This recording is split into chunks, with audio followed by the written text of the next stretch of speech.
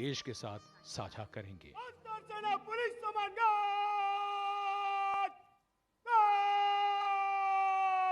The Prime Minister has arrived for his speech.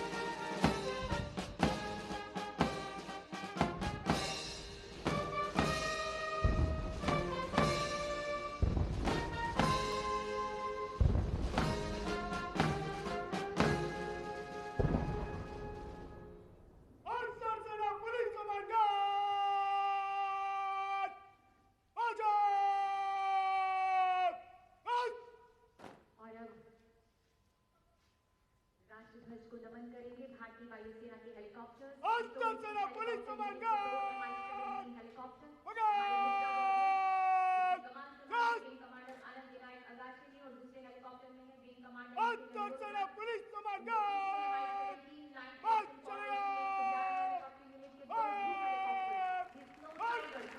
संभालिए wing commander Abhijit Kumar ने दूसरे helicopter में है विंग कमांडर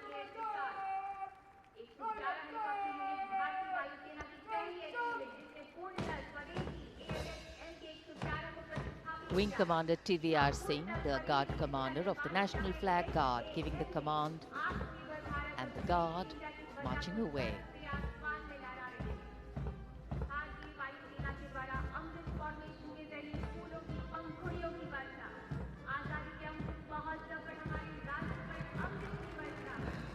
और आकाश में Mi-17 हेलीकॉप्टर्स कार्यक्रम स्थल के नजदीक आते हुए और पुष्प वर्षा कर रहे हैं आकाश से।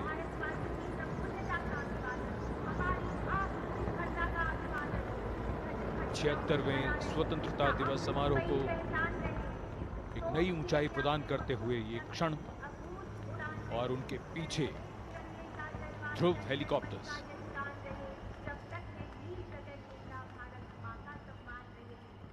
Standing applause for the showering of flower petals. Smiles writ large on every face.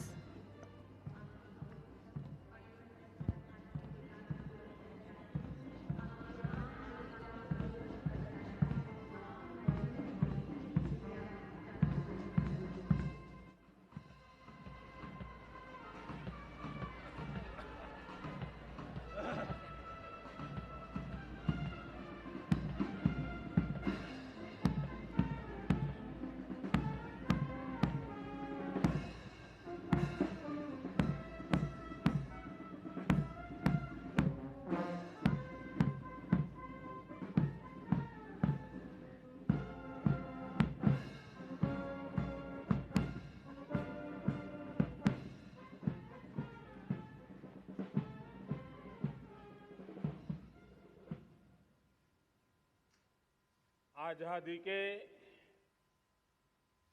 75 वर्ष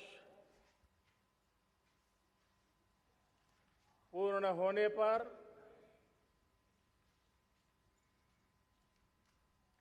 देशवासियों को अनेक अनेक शुभकामनाएं। बहुत बहुत बधाई। न सिर्फ हिंदुस्तान का हर कोना, लेकिन दुनिया के हर कोने में आज किसी न किसी रूप में भारतीयों के द्वारा या भारत के प्रति अपार प्रेम रखने वालों के द्वारा विश्व के हर कोने में यह हमारा तिरंगा आन बान शान के साथ लहरा रहा है।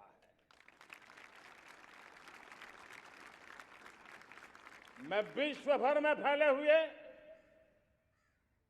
भारत प्रेमियों को, भारतीयों को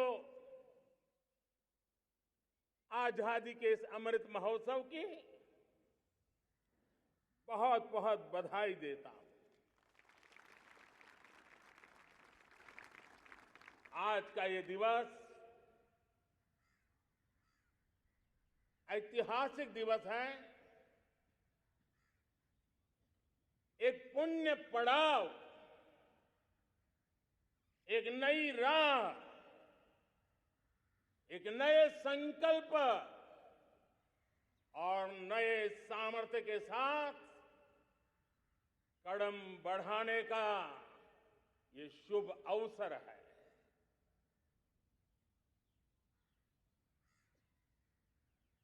आजादी के जंग में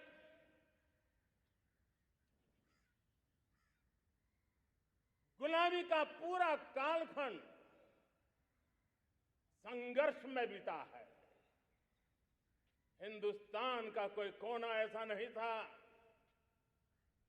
कोई काल ऐसा नहीं था जब देशवासियों ने सैकड़ों सालों तक गुलामी के खिलाफ जंग न किया हो, जीवन न खपाया हो,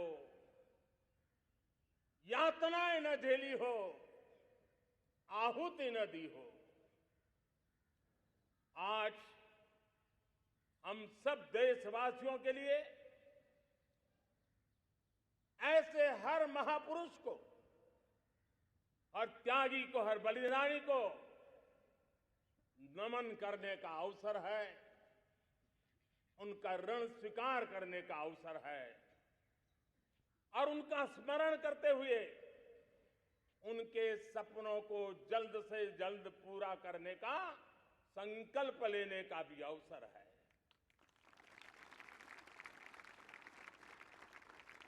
हम सभी देशवासी कृतज्ञ हैं पूज्य बापू के, नेताजी सुभाष चंद्र बोस के, बाबा साहब आंबेडकर के, वीर सावरकर के, जिन्होंने कर्तव्य पथ पर जीवन को खपा दिया। कर्तव्य पथ ही उनका जीवन पथ रहा। यह देश कृतज्ञ है मंगल पांडे, तात्या टोपे, भगत सिंह, सुखदेव, राजगुरु, चंद्रशेखर आजाद, अशफाक उल्लाह खान, राम प्रसाद बिस्मिल, अनगिनत ऐसे हमारे क्रांति वीरों ने अंग्रेजों की हुकूमत की नींव हिला दी थी।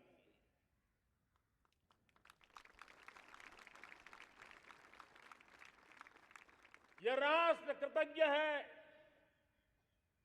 उन वीरांगनाओं के लिए, रानी लक्ष्मीबाई हो, झलकारी बाई, दुर्गा भाभी, रानी गाइदिन्लियो, रानी चेन्नम्मा, बेगम हजरत महल, वेलु निचियार। भारत की नारी शक्ति क्या होती है, भारत की नारी शक्ति का संकल्प क्या होता है, भारत की नारी त्याग और बलिदान की क्या पराकाष्ठा कर सकती है, वैसी अनगिनत वीरांगनाओं का स्मरण करते हुए हर हिंदुस्तानी गर्व से भर जाता है।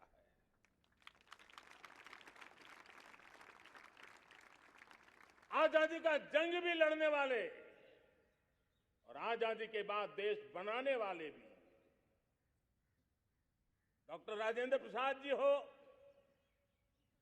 नेहरू जी हो, सरदार वल्लभ भाई पटेल, श्यामा प्रसाद मुखर्जी, लाल बहादुर शास्त्री, दीनदयाल उपाध्याय, जयप्रकाश नारायण, राम मनोहर लोहिया, आचार्य विनोबा भावे, नानाजी देशमुख, सुब्रमण्यम भारती, अनगिनत ऐसे महापुरुषों को आज नमन करने का अवसर है।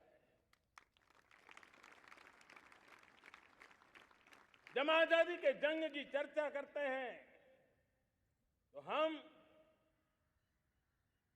उन जंगलों में जीने वाले हमारे आदिवासी समाज का भी गौरव करना हम नहीं भूल सकते हैं। भगवान बिरसा मुंडा, सिद्धो कान्हू, अल्लूरी सीताराम राजू, गोविंद गुरु, अनगिनत नाम है जिन्होंने आजादी के आंदोलन की आवाज बन करके दूर सुदूर जंगलों में भी मेरे आदिवासी भाई बहनों में, माताओं में, युवकों में मातृभूमि के लिए जीने मरने की प्रेरणा जगाई।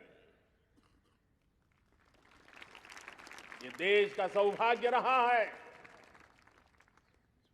कि आजादी के जंग के कई रूप रहे हैं और उसमें एक रूप वो भी था जिसमें नारायण गुरु हो, स्वामी विवेकानंद हो, महर्षि अरविंदो हो, गुरुदेव रविंद्रनाथ टैगोर हो, ऐसे अनेक महापुरुष हिंदुस्तान के हर कोने में, हर काल में भारत की चेतना को जगाते रहे, भारत को चेतनवंत बनाते रहे। अमृत महोत्सव के दौरान देश ने पूरे एक साल से हम देख रहे हैं, 2021 में दांडी यात्रा से प्रारंभ हुआ, स्मृति दिवस को संवारते हुए हिंदुस्तान के हर जिले में, हर कोने में देशवासियों ने आजादी के अमृत महोत्सव के लक्षावधि कार्यक्रम किए हैं। शायद इतिहास में इतना विशाल, व्यापक, लंबा एक ही मकसद का उत्सव मनाया गया हो, वो शायद ये पहली घटना हुई होगी। और हिंदुस्तान के हर कोने में उन सभी महापुरुषों को याद करने का प्रयास किया गया जिनको किसी न किसी कारणवश इतिहास में जगह न मिली या उनको भुला दिया गया था। आज देश ने खोज खोज करके हर कोने में ऐसे वीरों को, महापुरुषों को, त्यागियों को, बलिदानियों को, सत्याग्रहियों को याद किया, नमन किया। अमृत महोत्सव के दरमियान इन सभी महापुरुषों को नमन करने का अवसर रहा। कल 14 अगस्त को भारत ने विभाजन विभीषिका स्मृति दिवस भी बड़े भारी मन से हृदय के गहरे गांवों को याद करते हुए उन कोटि कोटि जनों ने बहुत कुछ सहन किया था, तिरंगे की शान के लिए सहन किया था, मातृभूमि की मिट्टी से मोहब्बत के कारण सहन किया था और धैर्य नहीं खोया था। भारत के प्रति प्रेम ने नई जिंदगी की शुरुआत करने का उनका संकल्प नमन करने योग्य है, प्रेरणा पाने योग्य है। आज जब हम आजादी का अमृत महोत्सव मना रहे हैं तो पिछले 75 साल में देश के लिए जीने मरने वाले, देश की सुरक्षा करने वाले देश के संकल्पों को पूरा करने वाले, चाहे सेना के जवान हो, पुलिस के कर्मी हो, शासन में बैठे हुए ब्यूरोक्रेट्स हो, जनप्रतिनिधि हो, स्थानीय स्वराज की संस्थाओं के शासक प्रशासक रहे हो, राज्यों के शासक प्रशासक रहे हो, केंद्र के शासक प्रशासक रहे हो, 75 साल में इन सबके योगदान को भी आज स्मरण करने का अवसर है और देश के कोटि कोटि नागरिकों को भी, जिन्होंने 75 साल अनेक प्रकार की कठिनाइयों के बीच भी देश को आगे बढ़ाने के लिए अपने से जो हो सका वो करने का प्रयास किया है। मेरे प्यारे देशवासियों, 75 साल की हमारी ये यात्रा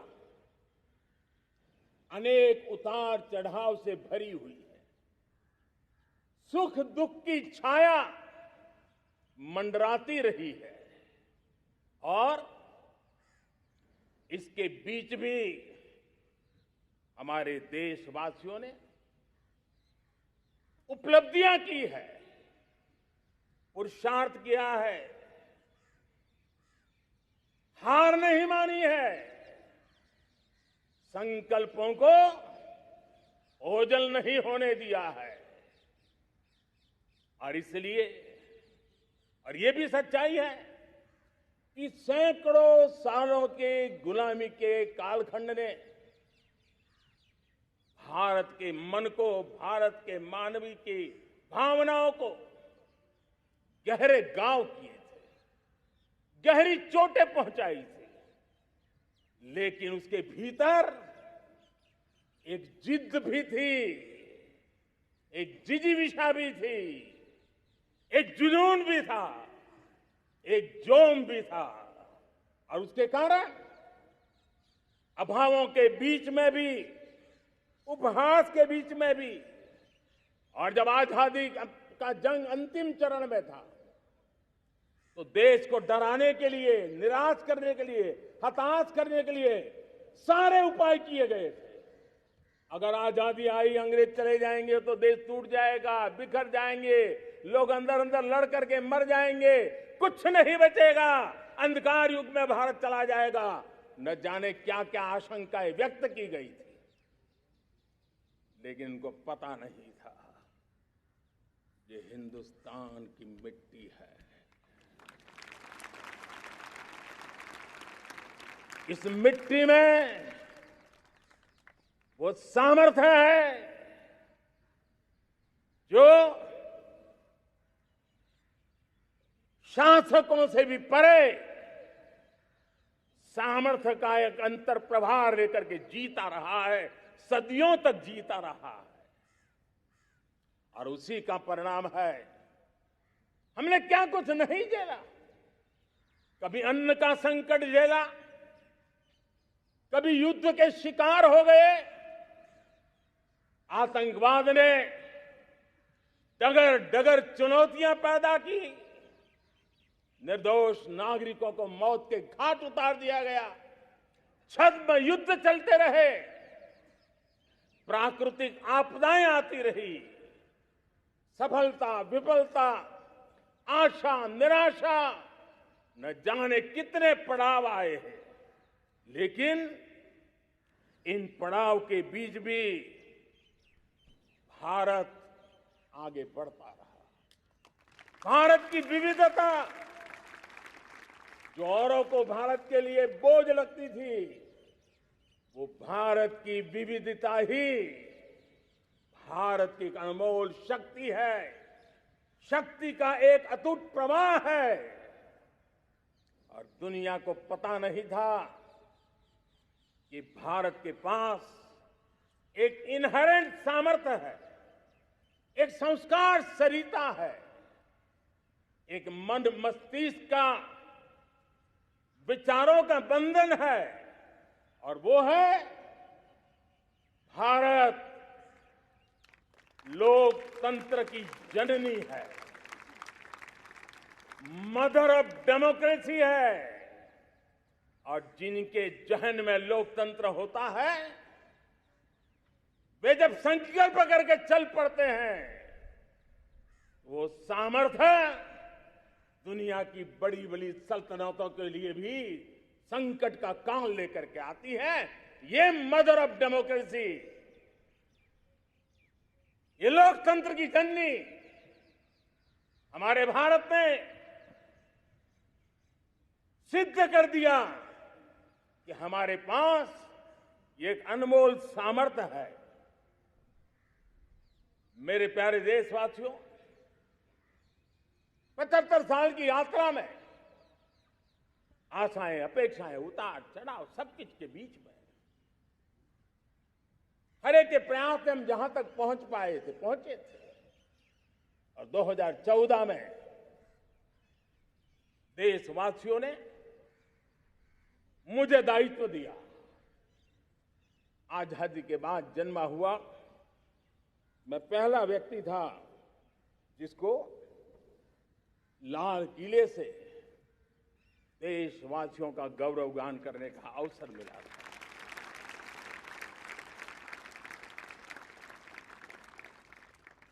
लेकिन मेरे दिल में जो भी आप लोगों से सीखा हूं, जितना आप लोगों को जान पाया हूं मेरे देशवासियों, आपके सुख दुख को समझ पाया हूं, देश की आशा अपेक्षाओं के भीतर वो कौन सी आत्मा बसती है उसको जितना मैं समझ पाया हूं, उसको लेकर के मैंने अपना पूरा कालखंड देश के उन लोगों को एम्पावर करने में खपाया। मेरे दलित हो, शोषित हो, पीड़ित हो, वंचित हो, आदिवासी हो, महिला हो, युवा हो, किसान हो, दिव्यांग हो, पूरब हो, पश्चिम हो, उत्तर हो, दक्षिण हो, समुद्र का तट हो, हिमालय की कंदराएं हो, हर कोने में महात्मा गांधी का जो सपना था आखिर इंसान की चिंता करने का, महात्मा गांधी जी की आकांक्षा थी अंतिम छोर पर बैठे हुए व्यक्ति को समर्थ बनाने की, मैंने अपने आप को उसके लिए समर्पित किया। और उन 8 साल का नतीजा और आजादी के इतने दशकों का अनुभव आज 75 साल के बाद जब अमृत काल की ओर कदम रख रहे हैं, अमृत काल की ये पहली प्रभात है, तब मैं एक ऐसे सामर्थ्य को देख रहा हूं और जिससे मैं गर्व से भर जाता हूं। देशवासियों, मैं आज देश का सबसे बड़ा सौभाग्य ये देख रहा हूं कि भारत का जनमन आकांक्षी जनमन है। एस्पिरेशनल सोसाइटी किसी भी देश की बहुत बड़ी अमानत होती है और हमें गर्व है कि आज हिंदुस्तान के हर कोने में, हर समाज के हर वर्ग में, हर तबके में आकांक्षाएं उफान पर है। देश का हर नागरिक चीजें बदलना चाहता है, बदलते देखना चाहता है, लेकिन इंतजार करने को तैयार नहीं है, अपनी आंखों के सामने देखना चाहता है, कर्तव्य से जुड़ करके करना चाहता है, वो गति चाहता है, वो प्रगति चाहता है। 75 साल में संजोए हुए सारे सपने अपने ही आंखों के सामने पूरा करने के लिए वो लालायित है, उत्साहित है, उतावला भी है। कुछ लोगों को इसके कारण संकट हो सकता है, क्योंकि जब एस्पिरेशनल सोसाइटी होती है तब सरकारों को भी तलवार की धार पे चलना पड़ता है, सरकारों को भी समय के साथ दौड़ना पड़ता है। और मुझे विश्वास है, चाहे केंद्र सरकार हो, राज्य सरकार हो, स्थानीय स्वराज की संस्थाएं हो, किसी भी प्रकार की शासन व्यवस्था क्यों न हो, हर किसी को इन एस्पिरेशनल सोसाइटी को एड्रेस करना पड़ेगा। उनकी आकांक्षाओं के लिए हम ज्यादा इंतजार नहीं कर सकते। हमारे इस एस्पिरेशनल सोसाइटी ने लंबे अरसे तक इंतजार किया है, लेकिन अब वो अपनी आने वाली पीढ़ी को इंतजार में जीने के लिए मजबूर करने को तैयार नहीं है। और इसलिए ये अमृत काल का पहली प्रभात हमें उस एस्पिरेशनल सोसाइटी की आकांक्षाओं को पूरा करने के लिए एक बहुत बड़ा सुनहरा अवसर देकर के आई है। मेरे प्यारे देशवासियों, हमने पिछले दिनों देखा है, एक और ताकत का हमने अनुभव किया है, और वो है भारत में एक सामूहिक चेतना का पुनर्जागरण हुआ है। एक सामूहिक चेतना का पुनर्जागरण आजादी के इतने संघर्ष में से जो अमृत था, वो अब संजोया जा रहा है, संकलित हो रहा है, संकल्प में परिवर्तित हो रहा है, पुरुषार्थ की पराकाष्ठा जुड़ रही है और सिद्धि का मार्ग नजर आ रहा है। ये चेतना, मैं समझता हूं कि चेतना का जागरण, ये पुनर्जागरण, ये हमारी सबसे बड़ी अमानत है। और ये पुनर्जागरण देखिए, 10 अगस्त तक लोगों को पता तक नहीं होगा शायद कि देश के भीतर कौन सी ताकत है, लेकिन पिछले 3 दिन से जिस प्रकार से तिरंगे झंडे को लेकर के, तिरंगा की यात्रा लेकर के देश चल पड़ा है। बड़े बड़े सोशल साइंस के एक्सपर्ट्स वे भी शायद कल्पना नहीं कर सकते कि मेरे भीतर के अंदर कितने, मेरे देश के भीतर कितना बड़ा सामर्थ्य है, एक तिरंगे झंडे ने दिखा दिया है। यह पुनर्चेतना, पुनर्जागरण का पल है। ये लोग समझ नहीं पाए हैं। जब देश जनता कर्फ्यू के लिए हिंदुस्तान का हर कोना निकल पड़ता है, तब उस चेतना की अनुभूति है। जब देश ताली थाली बजा करके कोरोना वॉरियर के साथ कंधे से कंधा मिला करके खड़ा हो जाता है, तब चेतना की अनुभूति होती है। जब दिया जला करके कोरोना वॉरियर की शुभकामना देने के लिए देश निकल पड़ता है, तब उस चेतना की अनुभूति होती है। दुनिया कोरोना के कालखंड में वैक्सीन लेना या न लेना, वैक्सीन काम का है कि नहीं है, उस उलझन में जी रहा था। उस समय मेरे देश के गांव गरीब भी 200 करोड़ डोज दुनिया को चौंका देने वाला काम करके दिखा देते हैं। यही चेतना है, यही सामर्थ्य है। इस सामर्थ्य ने आज देश को एक नई ताकत दी है। मेरे प्यारे भाइयों बहनों, तीसरा एक महत्वपूर्ण सामर्थ्य मैं देख रहा हूं। जैसे एस्पिरेशनल सोसाइटी, जैसे पुनर्जागरण, वैसे ही आजादी के इतने दशकों के बाद पूरे विश्व का भारत की तरफ देखने का नजरिया बदल चुका है। विश्व भारत की तरफ गर्व से देख रहा है, अपेक्षा से देख रहा है। समस्याओं का समाधान भारत की धरती पर दुनिया खोजने लगी है। दोस्तों, विश्व का ये बदलाव, विश्व की सोच में ये परिवर्तन 75 साल की हमारी अनुभव यात्रा का परिणाम है। हम जिस प्रकार से संकल्पों लेकर चल पड़े हैं, दुनिया इसे देख रही है।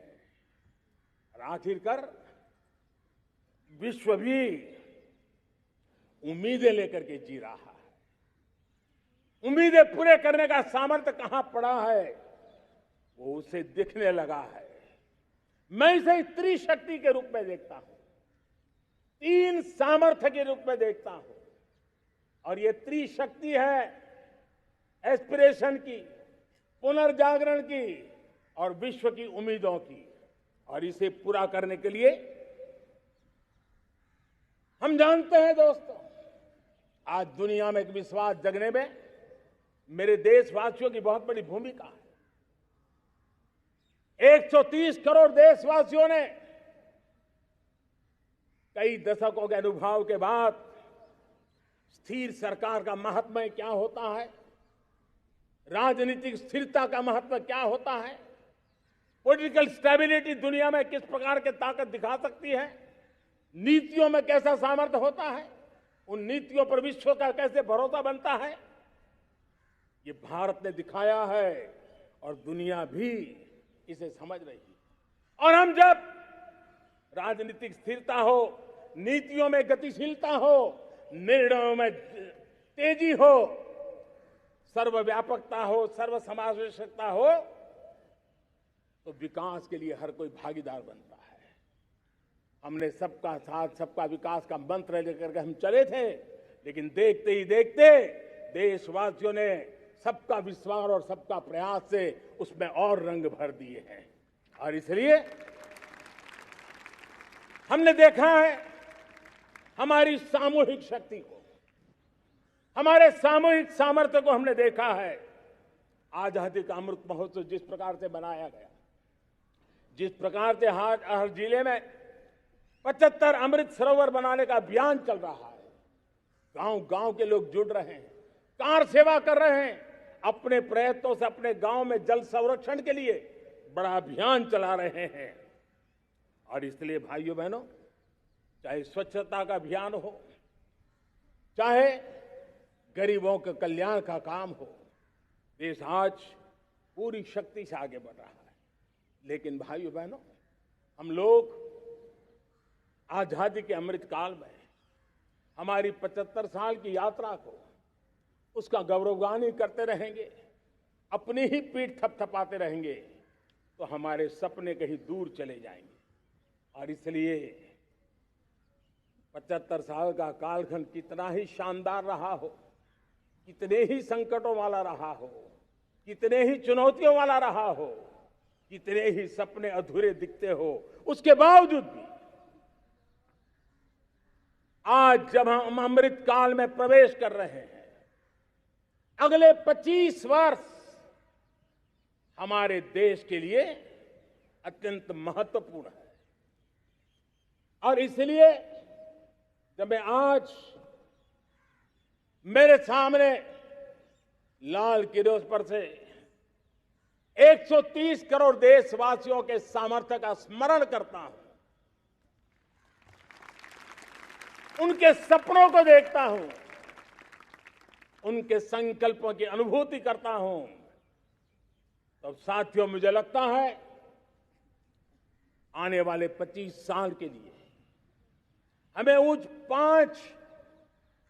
पंच प्राण पर अपनी शक्ति को केंद्रित करनी होगी, अपने संकल्पों को केंद्रित करना होगा, अपने सामर्थ्य को केंद्रित करना होगा। और हमें उन पंच प्राण को लेकर के 2047 जब आजादी के 100 साल होंगे, आजादी के दीवानों के सारे सपने पूरे करने का जिम्मा उठा करके चलना होगा। जब मैं पंच प्राण की बात करता हूं, तो पहला प्राण, अब देश बड़े संकल्प लेकर के ही चलेगा,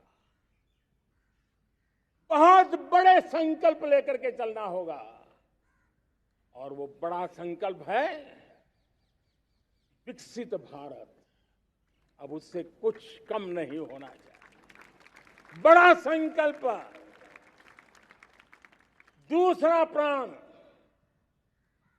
प्राण है किसी भी कोने में हमारे मन के भीतर, हमारे आदतों के भीतर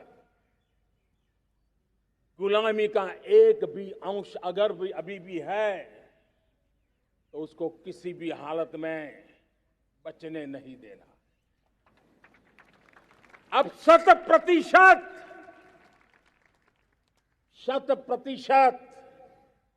सैकड़ों साल की गुलामी ने जहां हमें जकड़ कर रखा है, हमारे मनोभाव को बांध करके रखा हुआ है, हमारी सोच में विकृतियां पैदा करके रखी है। हमें गुलामी की छोटी चीज भी कहीं नजर आती है, हमारे भीतर नजर आती है, हमारे आसपास नजर आती है, हमें उससे मुक्ति पानी ही होगी। ये हमारा दूसरी प्राण शक्ति है। तीसरी प्राण शक्ति, हमें हमारी विरासत पर गर्व होना चाहिए। हमारी विरासत के प्रति,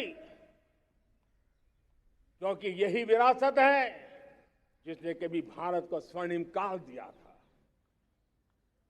और यही विरासत है जो समयानुकूल परिवर्तन करने की आदत रखती है।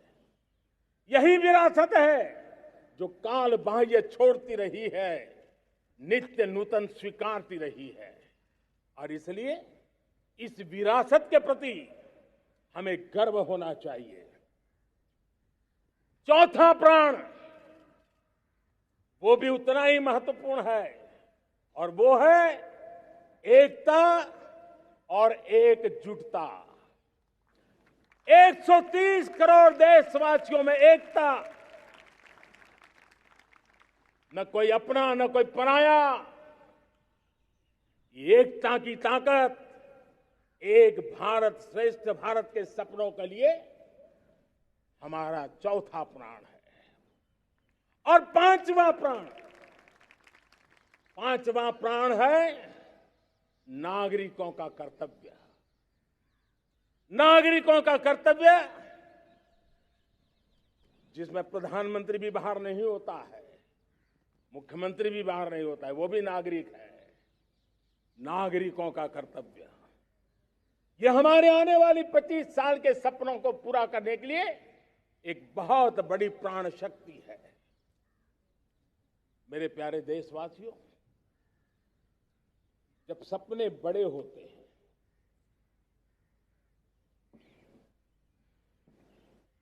जब संकल्प बड़े होते हैं, तो पुरुषार्थ भी बहुत बड़ा होता है, शक्ति भी बहुत बड़ी मात्रा में जुट जाती है।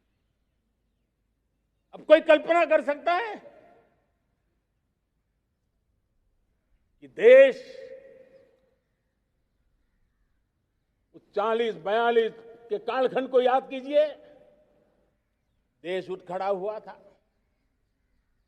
किसी ने हाथ में झाड़ू लिया था, किसी ने तकली ली थी, किसी ने रेंटिया लिया था, किसी ने सत्याग्रह का मार्ग चुना था, किसी ने संघर्ष का मान चुना था, किसी ने क्रांति की वीरता का रास्ता चुना था। लेकिन संकल्प बड़ा था, आजादी। और ताकत देखिए, बड़ा संकल्प था तो आजादी लेके रहे। हम आजाद हो गए। अगर संकल्प छोटा होता, सीमित होता, तो शायद आज भी संघर्ष करने के दिन चालू रहते। लेकिन संकल्प बड़ा था तो हमने हासिल भी किया। मेरे प्यारे देशवासियों, अब आज जब अमृत काल की पहली प्रभात है, तो हमें इस 25 साल में विकसित भारत बना के रहना है, अपनी आंखों के सामने। और जो 20, 22, 25 साल के नौजवान मेरे देश के मेरे सामने हैं, मेरे देश के नौजवानों, जब देश आजादी के 100 साल मनाएगा, तब आप 50-55 के हुए होंगे। मतलब आपके जीवन का ये स्वर्णिम काल, आपकी उम्र के ये 25-30 साल भारत के सपनों को पूरा करने का काल है।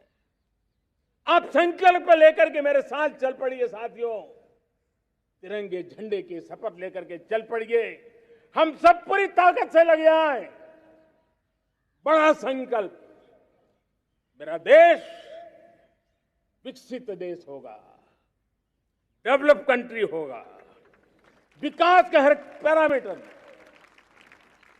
हम मानव केंद्रीय व्यवस्था को विकसित करेंगे। हमारे केंद्र में मानव होगा, हमारे केंद्र में के मानव की आशा आकांक्षाएं होगी। हम जानते हैं भारत जब बड़े संकल्प करता है तो करके भी दिखाता है। जब मैंने यहां स्वच्छता की बात कही थी मेरे पहले भाषण में, देश चल पड़ा, जिससे जहां हो सका स्वच्छता की ओर आगे बढ़ा और गंदगी के प्रति नफरत एक स्वभाव बनता गया। यही तो देश है जिसने इसको करके दिखाया है और कर भी रहा है, आगे भी कर रहा है। यही तो देश है जिसने वैक्सीनेशन, दुनिया दुविधा में थी, 200 करोड़ का लक्ष्य पार कर लिया, समय सीमा में कर लिया, पुराने सारे रिकॉर्ड तोड़ के कर लिया। ये देश कर सकता है। हमने तय किया था देश को, खाड़ी के तेल पर हम गुजारा करते हैं, झाड़ी के तेल की ओर कैसे बढ़े। 10% इथेनॉल ब्लेंडिंग का सपना बड़ा लगता था, पुराना इतिहास बताता था संभव नहीं है, लेकिन समय से पहले 10% इथेनॉल ब्लेंडिंग करके देश ने इस सपने को पूरा कर दिया। भाइयों बहनों, 2.5 करोड़ लोगों को इतने कम समय में बिजली कनेक्शन पहुंचाना छोटा काम नहीं था, देश ने करके दिखाया। लाखों परिवारों के घर में जल से नल, नल से जल, नल से जल पहुंचाने का काम आज देश तेज गति से कर रहा है। खुले में शौच से मुक्ति भारत के अंदर आज संभव हो पाया है। मेरे प्यारे देशवासियों, अनुभव कहता है कि एक बार हम सब संकल्प लेकर के चल पड़े तो हम निर्धारित लक्ष्यों को पार कर सकते हैं। रिन्यूएबल एनर्जी का लक्ष्य हो, देश में नए मेडिकल कॉलेज बनाने का इरादा हो, डॉक्टरों की तैयारी करवानी हो, हर क्षेत्र में पहले से गति बहुत बड़ी है। और इसलिए मैं कहता हूं, अब आने वाले 25 साल बड़े संकल्प के हो। यही हमारा प्राण, वही हमारा प्रण भी होना चाहिए। दूसरी बात मैंने कही है, उस प्राण शक्ति की मैंने चर्चा की है कि गुलामी की मानसिकता। देश की सोचिए भाइयों, कब तक दुनिया हमें सर्टिफिकेट बांटती रहेगी? कब तक दुनिया के सर्टिफिकेट पर हम गुजारा करेंगे? क्या हम अपने मानक नहीं बनाएंगे? क्या 130 करोड़ का देश अपने मानकों को पार करने के लिए पुरुषार्थ नहीं कर सकता है? हमें किसी भी हालत में औरों के जैसा दिखने की कोशिश करने की जरूरत नहीं है। हम जैसे हैं वैसे, लेकिन सामर्थ्य के साथ खड़े होंगे, ये हमारा मिजाज होना चाहिए। हमें गुलामी से मुक्ति चाहिए। हमारे मन के भीतर दूर दूर 7 समंदर के नीचे भी गुलामी का तत्व नहीं बच रहना चाहिए। और मैं आशा देखता हूं, जिस प्रकार से नई राष्ट्रीय शिक्षा नीति बनी है, जिस मंथन के साथ बनी है,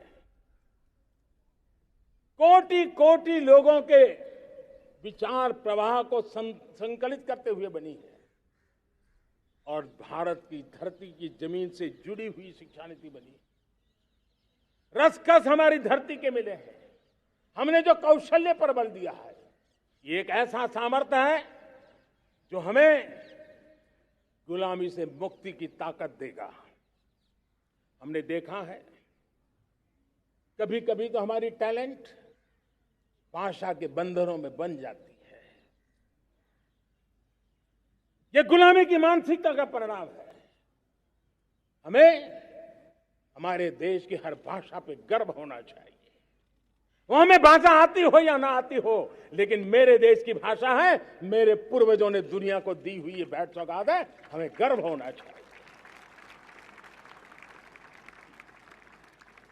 मेरे साथियों, आज डिजिटल इंडिया का रूप हम देख रहे हैं, स्टार्टअप देख रहे हैं। कौन लोग हैं? ये वो टैलेंट है जो टियर 2, टियर 3 सिटी में किसी गांव गरीब के परिवार में बसे हुए लोग हैं। ये हमारे नौजवान हैं जो आज नई नई खोज के साथ दुनिया के सामने आ रहे हैं। गुलामी की मानसिकता हमें उसे तिलांजलि देनी पड़ेगी, अपने सामर्थ्य पे भरोसा करना होगा। दूसरी एक बात जो मैंने कही, तीसरी मेरी प्राण शक्ति की बात है, वो है हमारी विरासत पर हमें गर्व होना चाहिए। जब हम अपनी धरती से जुड़ेंगे, जब हम अपनी धरती से जुड़ेंगे तभी तो ऊंचा उड़ेंगे।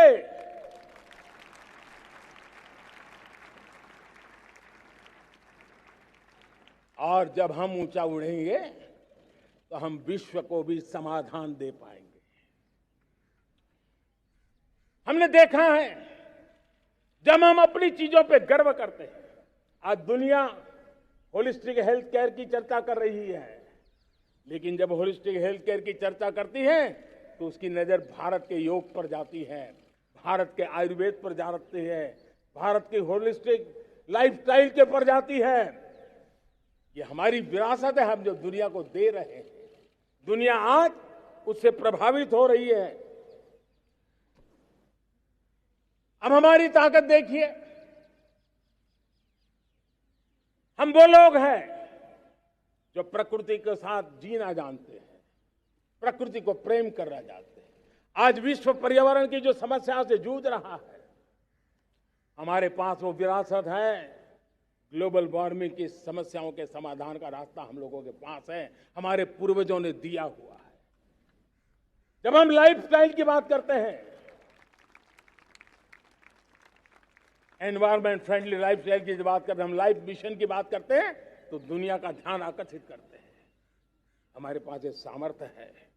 हमारा बड़ा धान, मोटा धान, मिलेट, हमारे यहां तो घर घर की चीज रही है। ये हमारी विरासत है। हमारे छोटे किसानों के परिश्रम से छोटी छोटी जमीन के टुकड़ों में फलने फूलने वाली हमारे धान। आज दुनिया अंतर्राष्ट्रीय स्तर पर मिलेट ईयर मनाने के लिए आगे बढ़ रही है। मतलब हमारी विरासत को आज दुनिया, हम उस पर गर्व करना सीखे।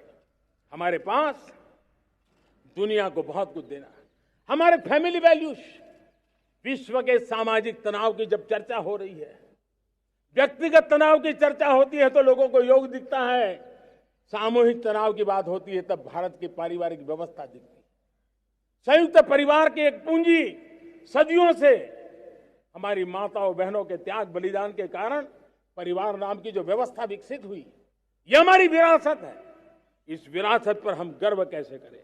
हम तो वो लोग हैं जो जीव में भी शिव देखते हैं। हम वो लोग हैं जो नर में नारायण देखते हैं। हम वो लोग हैं जो नारी तो नारायणी कहते हैं। हम वो लोग हैं जो पौधे में परमात्मा देखते हैं। हम वो लोग हैं जो नदी को मां मानते हैं। हम वो लोग हैं जो हर कंकर में शंकर देखते हैं।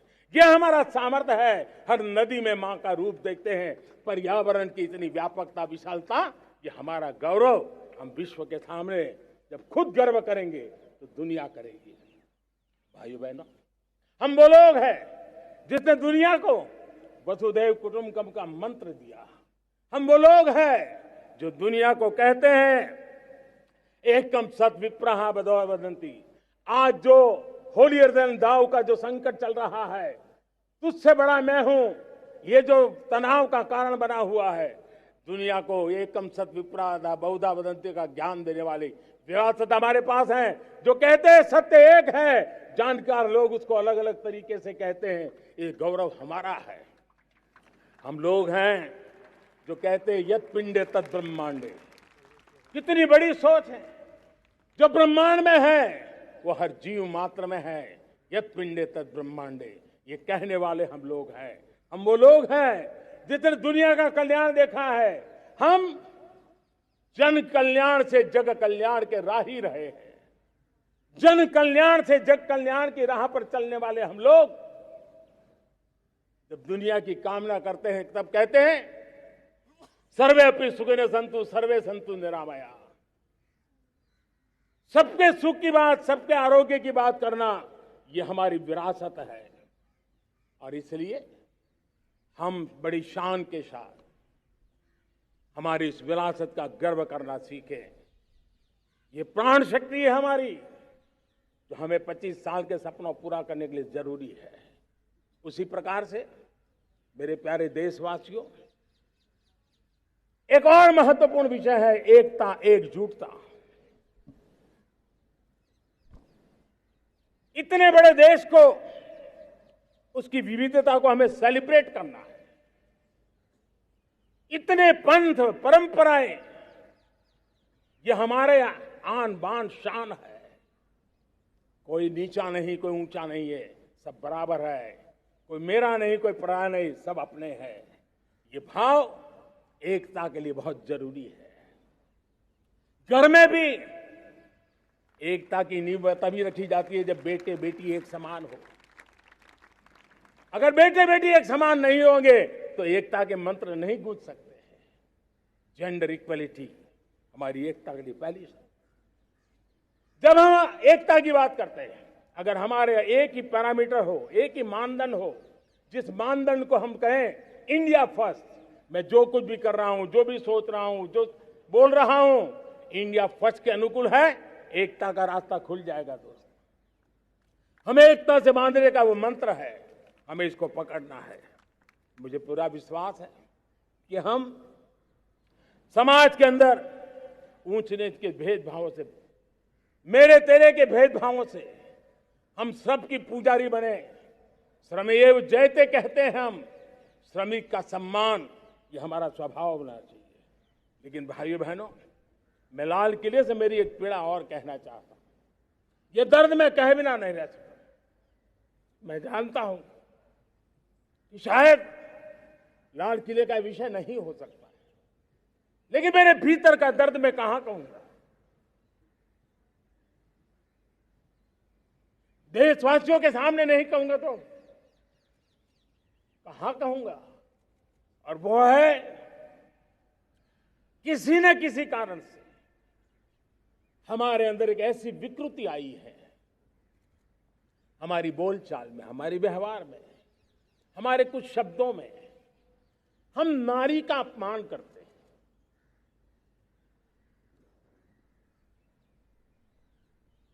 क्या हम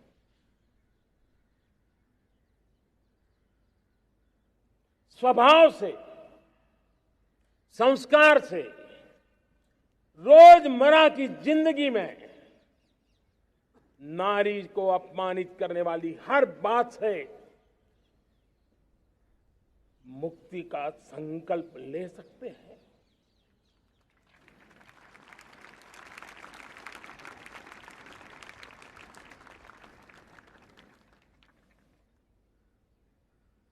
नारी का गौरव राष्ट्र के सपने पूरे करने में बहुत बड़ी पूंजी बनने वाला है। यह सामर्थ्य मैं देख रहा हूं और इसलिए मैं इस बात का आग्रही हूं। मेरे प्यारे देशवासियों, मैं पांचवी प्राण शक्ति की बात करता हूं और वो पांचवी प्राण शक्ति है नागरिक का कर्तव्य। दुनिया में जिन जिन देशों ने प्रगति की है, जिन जिन देशों ने कुछ अचीव किया है, व्यक्तिगत जीवन में भी जिसने अचीव किया है, कुछ बातें उभर करके सामने आती हैं। एक, अनुशासित जीवन। दूसरा, कर्तव्य के प्रति समर्पण।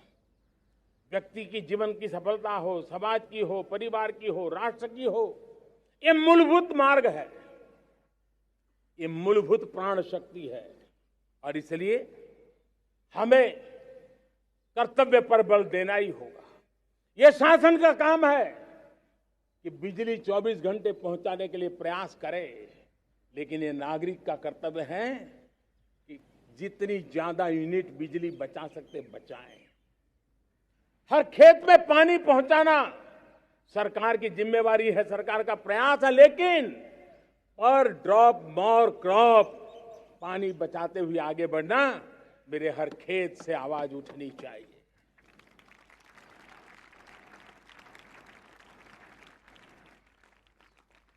केमिकल मुक्त खेती, ऑर्गेनिक फार्मिंग, प्राकृतिक खेती, ये हमारा कर्तव्य है। साथियों, चाहे पुलिस हो या पीपल हो, शासक हो या प्रशासक हो, ये नागरिक कर्तव्य से कोई अछूता नहीं हो सकता है। हर कोई अगर नागरिक के कर्तव्यों को निभाएगा तो मुझे विश्वास है कि हम इच्छित लक्ष्य को प्राप्त करने में समय से पहले सिद्धि प्राप्त कर सकते हैं। मेरे प्यारे देशवासियों, आज महर्षि अरविंदो की जन्म जयंती भी है। मैं उस महापुरुष के चरणों में नमन करता हूं, लेकिन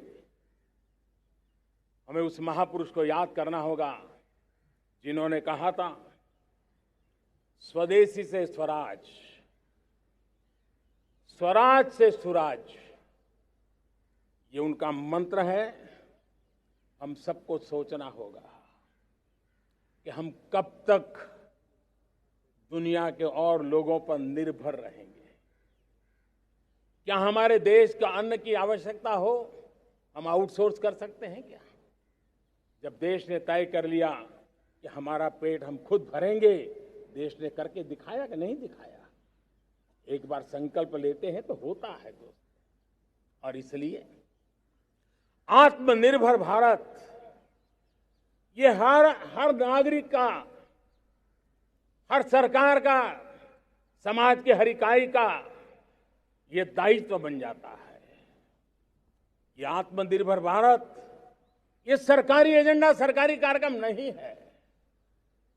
ये समाज का जन आंदोलन है जिसे हमें आगे बढ़ाना है। मेरे साथियों, आज जब ये बात हमने सुनी, आजादी के 75 साल के बाद जिस आवाज को सुनने के लिए हमारे कान तरस रहे थे, 75 साल के बाद वो आवाज सुनाई दी है। 75 साल के बाद लाल किले पर से तिरंगे को सलामी देने का काम पहली बार मेड इन इंडिया तोप ने किया है। कौन हिंदुस्तानी होगा जिसको ये बात, एक आवाज उसे नई प्रेरणा, ताकत नहीं दी? और इसलिए मेरे प्यारे भाई बहनों, मैं आज मेरे देश के सेना के जवानों का हृदय से अभिनंदन करना चाहता हूं। मेरी आत्मनिर्भर की बात को संगठित स्वरूप में, साहस के स्वरूप में मेरी सेना के जवानों ने, सेना नायकों ने जिस जिम्मेवारी के साथ कंधे पे उठाया है, मैं उनको जितनी सैल्यूट करूं उतनी कम है दोस्त। उनको आज मैं सलाम करता हूं, क्योंकि सेना का जवान मौत को मुट्ठी में लेकर के चलता है। मौत और जिंदगी के बीच में कोई फासला ही नहीं होता है, और तब बीच में वो डट करके खड़ा होता है। और वो मेरा सेना का जवान तय करे कि हम 300 ऐसी चीजों आप लिस्ट करते हैं जो हम विदेश से नहीं लाएंगे हमारे देश की। ये संकल्प छोटा नहीं है। मुझे इस संकल्प में भारत के आत्मनिर्भर भारत के उज्जवल भविष्य के वो बीज मैं देख रहा हूं जो इस सपने को वटवृक्ष में परिवर्तित करने वाले हैं। सैल्यूट, सैल्यूट मेरे सेना के अधिकारियों को, सैल्यूट।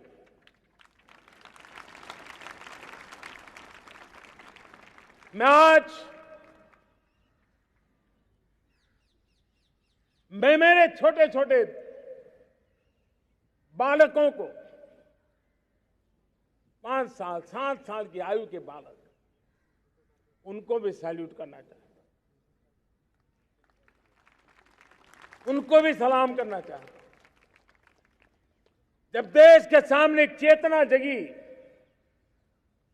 मैंने सैकड़ों परिवारों से सुना है, 5-5, 7 साल के बच्चे घर में कह रहे हैं कि अब हम विदेशी खिलौने से नहीं खेलते।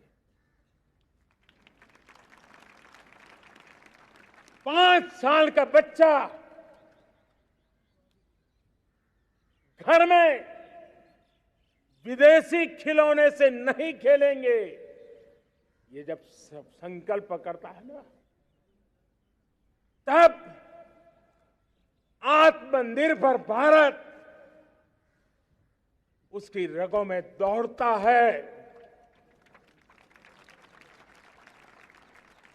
आज देखिए, पीएलआई स्कीम 1 लाख करोड़ रुपया दुनिया के लोग हिंदुस्तान में अपना नसीब आजमाने आ रहे हैं, टेक्नोलॉजी लेकर के आ रहे हैं, रोजगार के नए अवसर बना रहे हैं। भारत मैन्युफैक्चरिंग हब बनता जा रहा है, आत्मनिर्भर भारत की बुनियाद बना रहा है। आज इलेक्ट्रॉनिक गुड्स मैन्युफैक्चरिंग हो, मोबाइल फोन का मैन्युफैक्चरिंग हो, आज देश बहुत तेजी से प्रगति कर रहा है।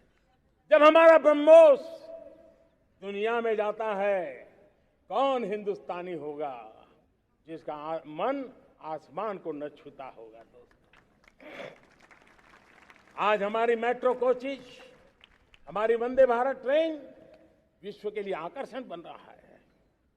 मेरे प्यारे देशवासियों, हमें आत्मनिर्भर बनना है हमारे एनर्जी सेक्टर में। हम कब तक एनर्जी के सेक्टर में किसी और पर डिपेंडेंट रहेंगे?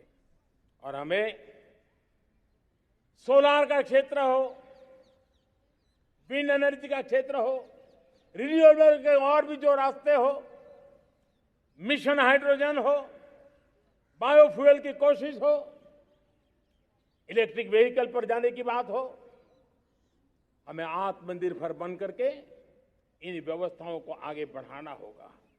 मेरे प्यारे देशवासियों, आज प्राकृतिक खेती भी आत्मनिर्भर का एक मार्ग है।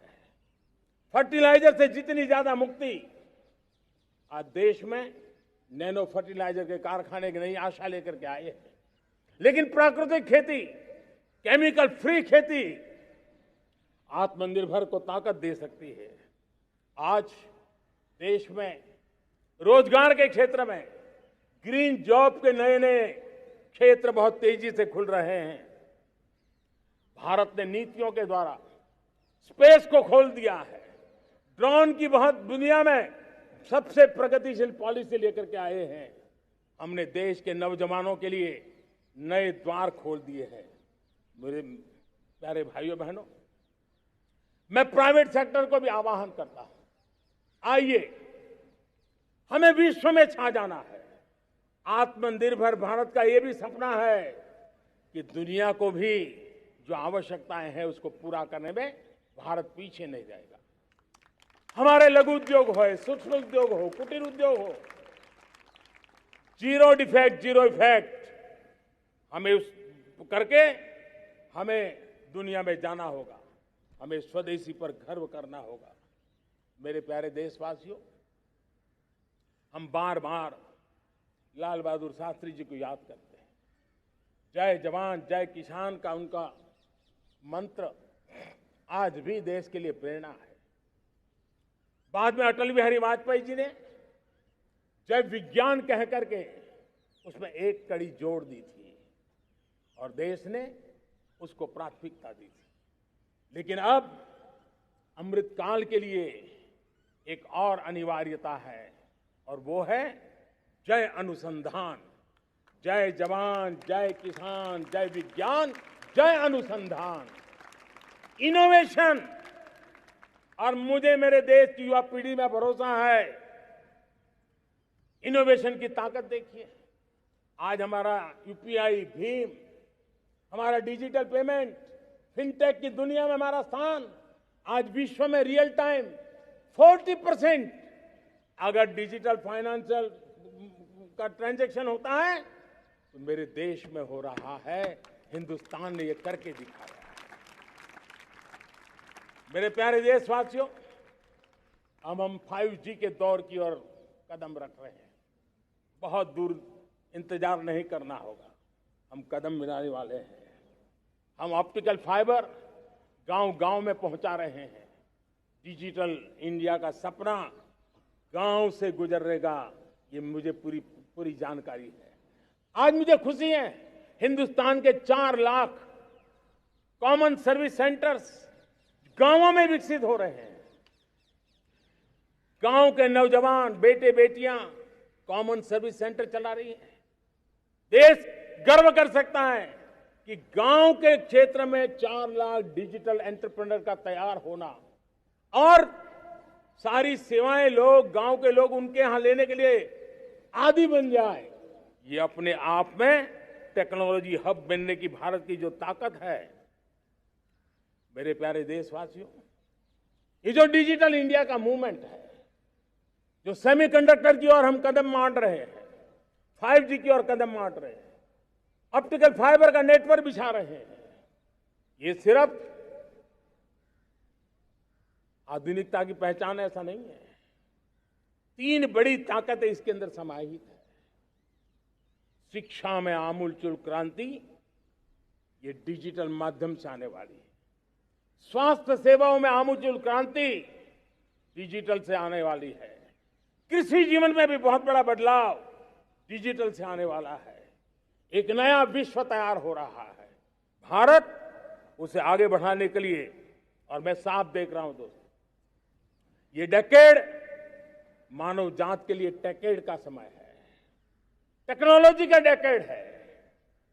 भारत के लिए तो ये टेकेड जिसका मन टेक्नोलॉजी से जुड़ा हुआ है, आईटी की दुनिया में भारत ने अपना एक लोहा बनवा लिया है, तो ये टेकेड का सामर्थ्य भारत के प्यास है।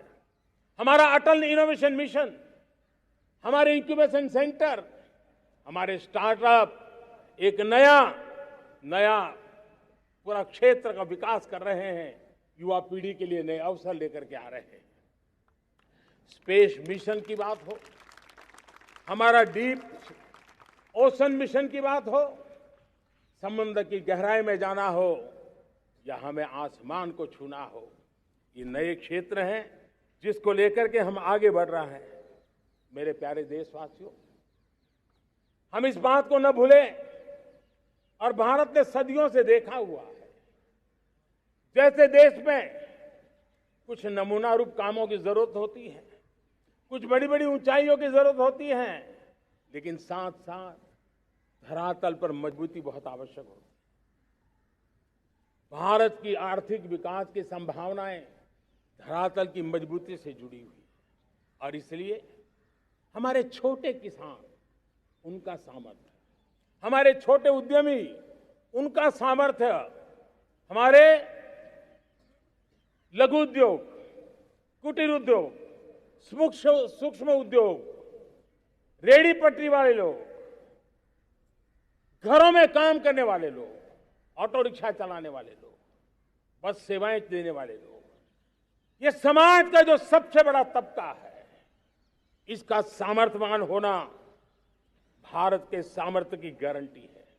और इसलिए हमारी आर्थिक विकास की ये जो मूलभूत जमीनी ताकत है, उस ताकत को सर्वाधिक बल देने की दिशा में हमारा प्रयास चल रहा है। मेरे प्यारे देशवासियों, हमारे पास 75 साल का अनुभव है। हमने 75 साल में कई सारी सिद्धियां भी प्राप्त की हैं। हमने 75 साल के अनुभव में नए सपने भी संजोए हैं, नए संकल्प भी लिए हैं। लेकिन अमृतकाल के लिए हमारे मानव संसाधन का ऑप्टिमम आउटकम कैसे हो, हमारी प्राकृतिक संपदा का ऑप्टिमम आउटकम कैसे हो, इस लक्ष्य को लेकर के हमें चलना है। और तब मैं पिछले कुछ सालों से अनुभव से कहना चाहता हूं, आपने देखा होगा आज अदालत के अंदर देखिए हमारी वकील के क्षेत्र में काम करने वाले हमारी नारी शक्ति किस ताकत के साथ नजर आ रही है। आप ग्रामीण क्षेत्र में जनप्रतिनिधि के रूप में देखिए, हमारी नारी शक्ति किस मिजाज से, समर्पित भाव से अपनी गांवों की समस्याओं को सुलझाने में लगी हुई है। आज ज्ञान का क्षेत्र देख लीजिए, विज्ञान का क्षेत्र देख लीजिए, हमारे देश की नारी शक्ति सिरमौर नजर आ रही है। आज हम पुलिस में देखें, हमारी नारी शक्ति लोगों की सुरक्षा की जिम्मेवारी उठा रही है। हम जीवन के हर क्षेत्र में देखें, खेलकूद का मैदान देखें या युद्ध की भूमि देखें, भारत की नारी शक्ति एक नए सामर्थ्य, नए विश्वास के साथ आगे आ रही है। मैं इसको भारत की 75 साल की जो यात्रा में जो योगदान है, उसमें अब कई गुना योगदान आने वाले 25 साल में मैं मेरी नारी शक्ति का देख रहा हूं, मेरी माताओं, बहनों का, मेरी बेटियों का देख रहा हूं। और इसलिए ये सारे हिसाब किताब से ऊपर है, सारे आपके पैरामीटर से अतिरिक्त है। हम इस पर जितना ध्यान देंगे, हम जितने ज्यादा अवसर हमारी बेटियों को देंगे, जितनी सुविधाएं हमारी बेटियों के लिए केंद्रित करेंगे, आप देखना वो हमें बहुत कुछ लौटा करके देगी। वो देश को इस ऊंचाई पर ले जाएगी। इस अमृत काल में जो सपने पूरे करने में जो मेहनत लगने वाली है, अगर हमारी नारी शक्ति की मेहनत जुड़ जाएगी, व्यापक रूप से जुड़ जाएगी, तो हमारी मेहनत कम होगी, हमारा समय सीमा भी कम हो जाएगी, हमारे सपने और तेजस्वी होंगे, और ओजस्वी होंगे, और दैदीप्यमान होंगे। और इसलिए आइए साथियों, हम जिम्मेवारियों को लेकर आगे बढ़े। मैं आज भारत के संविधान के निर्माताओं का भी धन्यवाद करना चाहता हूं कि उन्होंने जो हमें फेडरल स्ट्रक्चर दिया है, उसके स्पिरिट को बनाते हुए, उसकी भावनाओं का आदर करते हुए हम कंधे से कंधा मिला करके इस अमृत काल में चलेंगे तो सपने साकार होकर के रहेंगे। कार्यक्रम भिन्न हो सकते हैं, कार्यशैली भिन्न हो सकती है, लेकिन संकल्प भिन्न नहीं हो सकते। राष्ट्र के लिए सपने भिन्न नहीं हो सकते। आइए हम एक ऐसे युग के अंदर आगे बढ़े। मुझे याद है जब मैं गुजरात का मुख्यमंत्री था, केंद्र में हमारे विचार की सरकार नहीं थी, लेकिन मेरे गुजरात में हर जगह पे मैं एक ही मंत्र लेके चलता था कि भारत के विकास के लिए गुजरात का विकास, भारत का विकास हम कहीं पर भी हो, हम सबके मन मस्तिष्क में रहना चाहिए। हमारे देश के कई राज्य हैं जिन्होंने देश को आगे बढ़ाने में बहुत भूमिका अदा की है, नेतृत्व किया है, कई क्षेत्रों में उदाहरण काम किए हैं। ये हमारे फेडरलिज्म को ताकत देते हैं। लेकिन आज समय की मांग है कि हमें कोऑपरेटिव फेडरलिज्म के साथ साथ कोऑपरेटिव कॉम्पिटिटिव फेडरलिज्म की जरूरत है। हमें विकास की स्पर्धा की जरूरत है। हर राज्य को लगना चाहिए वो राज्य आगे निकल गया, मैं इतनी मेहनत करूंगा, मैं आगे निकल जाऊंगा। उसने ये 10 अच्छे काम किए हैं, मैं 15 अच्छे काम करके दिखाऊंगा। उसने 3 साल में पूरा किया है, मैं 2 साल में करके दिखाऊंगा। हमारे राज्यों के बीच में, हमारी सर्विस, सरकार की सभी इकाइयों के बीच में वो स्पर्धा का वातावरण चाहिए जो हमें विकास की नई ऊंचाइयों पर ले जाने के लिए प्रयास करे। मेरे प्यारे देशवासियों, इस 25 वर्ष का अमृत काल के लिए जब हम चर्चा करते हैं, तब मैं जानता हूं चुनौतियां अनेक हैं, मर्यादाएं अनेक हैं, मुसीबतें भी हैं, बहुत कुछ है। हम इसको कम नहीं आंकते हैं, रास्ते खोजते हैं, लगातार कोशिश कर रहे हैं। लेकिन 2 विषयों को तो मैं यहां आज चर्चा करना चाहता हूं।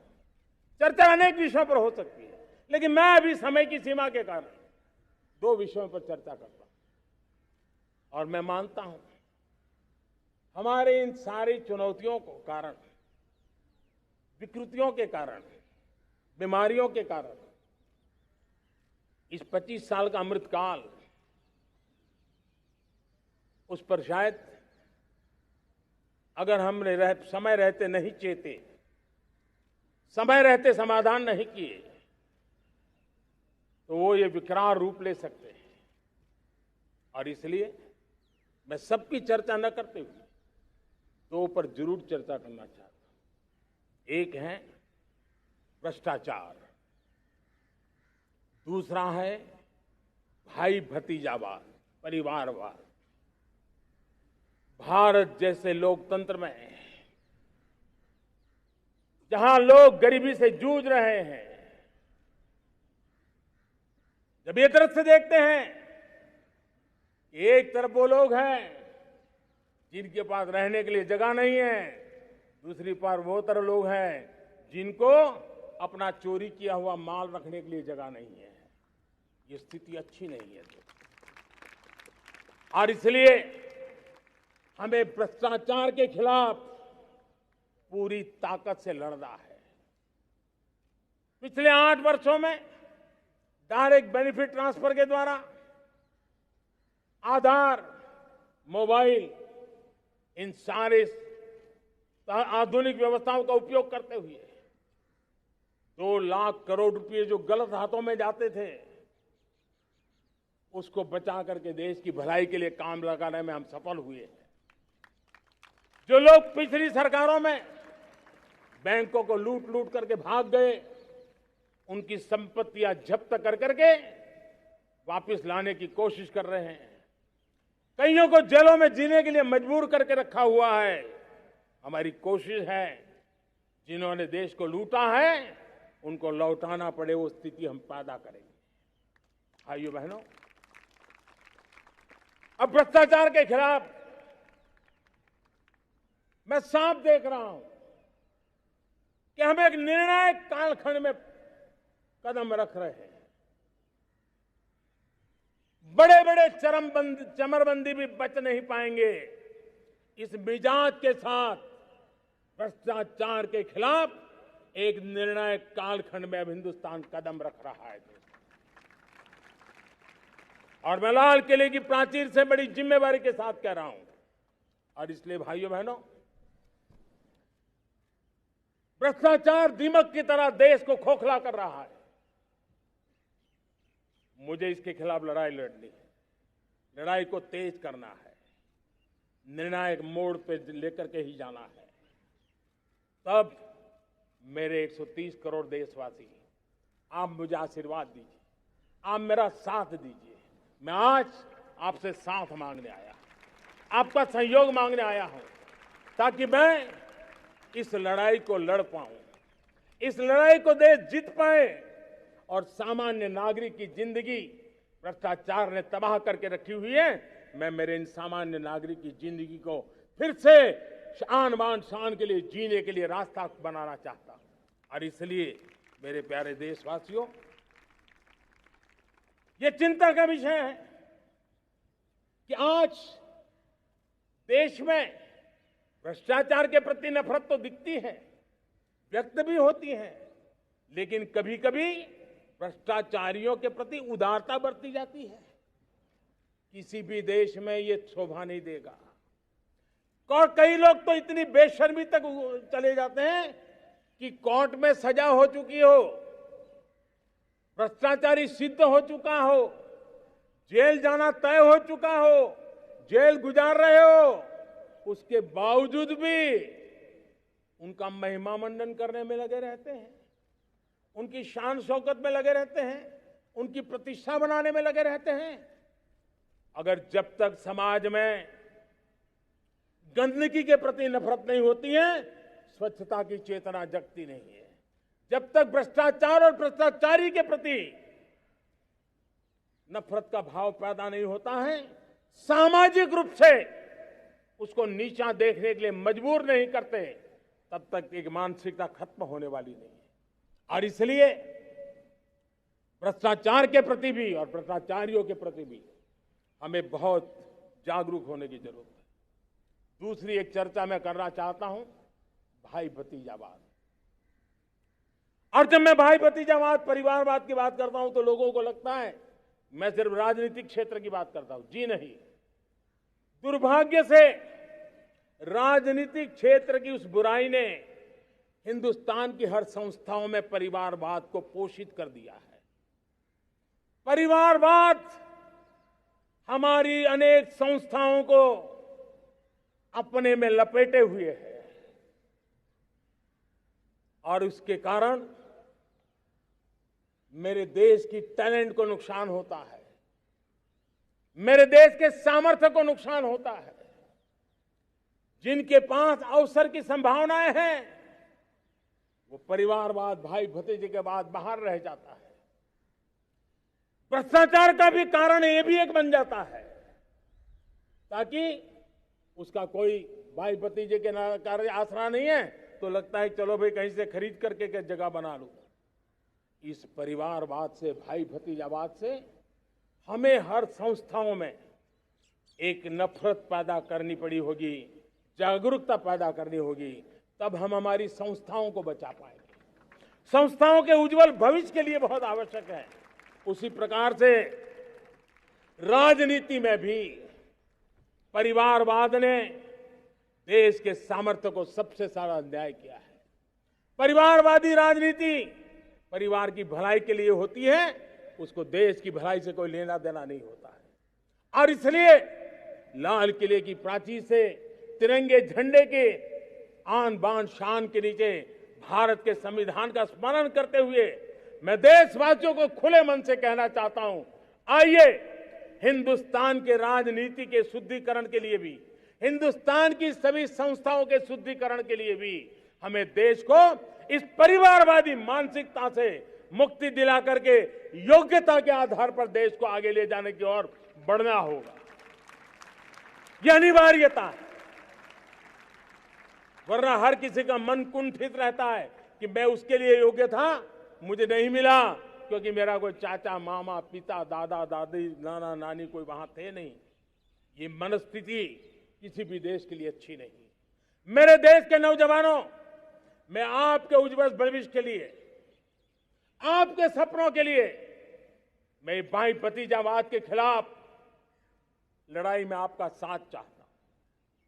परिवारवादी राजनीति के खिलाफ लड़ाई में मैं आपका साथ चाहता हूं। ये संवैधानिक जिम्मेवारी मानता हूं मैं, ये लोकतंत्र की जिम्मेवारी मानता हूं मैं, ये लाल किले के प्राचीर से कही गई बात की ताकत में मानता हूं और इसलिए मैं आज आपका अवसर चाहता हूं। हमने देखा पिछले दिनों खेलों में, ऐसा तो नहीं है कि देश के पास पहले प्रतिभाएं नहीं रही होंगी, ऐसा तो नहीं है कि खेलकूद की दुनिया में हिंदुस्तान के नौजवान, हमारे बेटे बेटियां कुछ कर नहीं सकते, लेकिन सिलेक्शन भाई भतीजेवाद की चैनल से गुजरते थे और उसके कारण वो खेल के मैदान तक, उस देश तक तो पहुंच जाते थे। जीत हार से उन्हें लेना देना नहीं था, लेकिन जब ट्रांसपेरेंसी आई, योग्यता के आधार पर खिलाड़ियों का चयन होने लगा, पूर्ण पारदर्शिता से खेल के मैदान में सामर्थ्य का सम्मान होने लगा, आज देखिए दुनिया में खेल के मैदान में भारत का तिरंगा फहरता है, भारत का राष्ट्रगान गाया जाता है, गर्व होता है और परिवारवाद से मुक्ति होती है, भाई भतीजावाद से मुक्ति होती है, तो ये नतीजे आते हैं। मेरे प्यारे देशवासियों, ये ठीक है, चुनौतियां बहुत हैं। अगर इस देश के सामने करोड़ों संकट हैं तो करोड़ों समाधान भी है और मेरा 130 करोड़ देशवासियों पर भरोसा है। 130 करोड़ देशवासी निर्धारित लक्ष्य के साथ, संकल्प के प्रति समर्पण के साथ, जब 130 करोड़ देशवासी एक कदम आगे रखते हैं ना, तो हिंदुस्तान 130 करोड़ कदम आगे बढ़ जाता है। इस सामर्थ्य को लेकर के हमने आगे बढ़ना है। इस अमृत काल में, जब ये अमृत काल की पहली बेला है, पहली प्रभात है, हमें आने वाले 25 साल को एक पल भी भूलना नहीं है। एक एक दिन, समय का प्रत्येक क्षण, जीवन का प्रत्येक कण मातृभूमि के लिए जीना, और तभी आजादी के दीवानों को हमारी सच्ची श्रद्धांजलि होगी। तभी 75 साल तक देश को यहां तक पहुंचाने में जिन जिन लोगों ने योगदान किया, उनका पुण्य स्मरण हमें काम आएगा। मैं देशवासियों से आग्रह करते हुए, नई संभावनाओं को संजोते हुए, नए संकल्पों को पार करते हुए, आगे बढ़ने का विश्वास लेकर के आज अमृत काल का आरंभ करते हैं। आजादी का अमृत महोत्सव अब अमृत काल की दिशा में पलट चुका है, आगे बढ़ चुका है। तब इस अमृत काल में सबका प्रयास अनिवार्य है। सबका प्रयास ही परिणाम लाने वाला है। टीम इंडिया की भावना ही देश को आगे बढ़ने वाली है। 130 करोड़ देशवासियों की ये टीम इंडिया एक टीम के रूप में आगे बढ़ करके सारे सपनों को साकार करेंगी। इसी पूरे विश्वास के साथ मेरे साथ बोलिए, जय हिंद, जय हिंद, जय हिंद। भारत माता की, भारत माता की, भारत माता की, वंदे वंदे वंदे। बहुत बहुत धन्यवाद।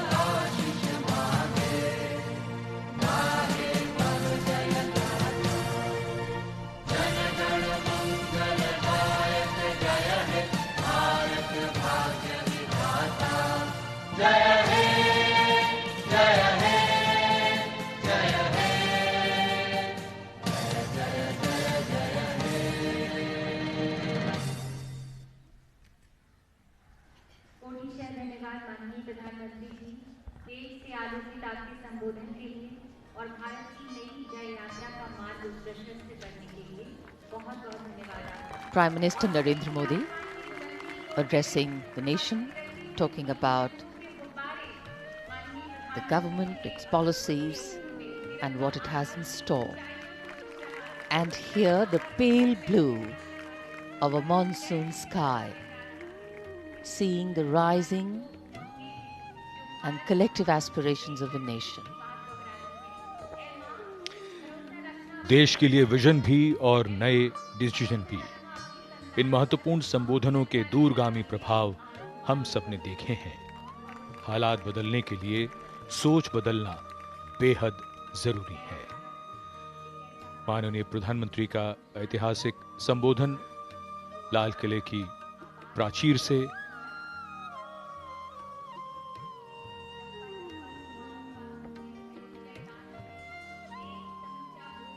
The Prime Minister takes his leave. Ceremonies conclude, but celebrations continue. The most powerful way for us to celebrate, of course, is to live the values that democracy stands for. And as we step into the 76th year of our independence, the completed figure of 75 leaves us with a responsibility greater than ever before. Have we achieved what we envisioned for ourselves? If we've made progress, have we managed to ensure that the most needy have also been included? If we are achieving scale in implementation, what is the quality that we have been able to deliver? Times are changing very rapidly. Relevance of what we have achieved to the advancements made have never been so critical as it is today. Agility, mobility, flexibility and transferability. These are the abilities most in demand today, and as a fast developing economy, we need to constantly adapt. लाल किले पर मुख्य समारोह में राष्ट्र को संबोधित करने के पश्चात अब प्रधानमंत्री लाल किले की प्राचीर से प्रस्थान कर रहे हैं। आज यहां चारों ओर तिरंगे का रंग छाया है। देश के नगर नगर, गांव गांव तिरंगे से सजे हैं। स्वतंत्रता दिवस पर प्रधानमंत्री का भाषण एक ऐसा खास मौका होता है जिसमें देश की दिशा की झलक भी होती है और महत्वपूर्ण नीतियों की शुरुआत भी। प्रजातंत्र में संवाद एक महत्वपूर्ण घटना होती है और पूरा देश इस अवसर की प्रतीक्षा करता है। And this is the outer side of the Lahori Gate. The Prime Minister with his carcade will soon exit from this gate. These are two mechanized elephants as a part of the special decorations today, and this is a zoom out shot of the same place. Doordarshan's specially positioned cameras to give you the best angles possible, the best experience of viewing this celebration. India is like no other land in the world. It harbors so many creeds since time immemorial. And today we have evolved into a multifaceted nation whose character has different tones, but the ultimate composition is forever one. And days like today, when the Prime Minister of the nation addresses the nation from the ramparts of Red Fort, we resolve to rededicate ourselves to the country. इस बार लाल किले और आसपास की जो सजावट है वो नए आयाम छूती हुई। हमारी आजादी का अमृत महोत्सव राष्ट्र को संबोधित करने के बाद माननीय प्रधानमंत्री प्रस्थान कर रहे हैं। इस बार का समारोह और भी यादगार इसलिए बन गया है कि जन जन की इसमें भागीदारी है। लोगों ने इस बार अपने घरों पर तिरंगे फहराए हैं, तिरंगा यात्राएं निकाली हैं, उनमें शामिल हुए हैं।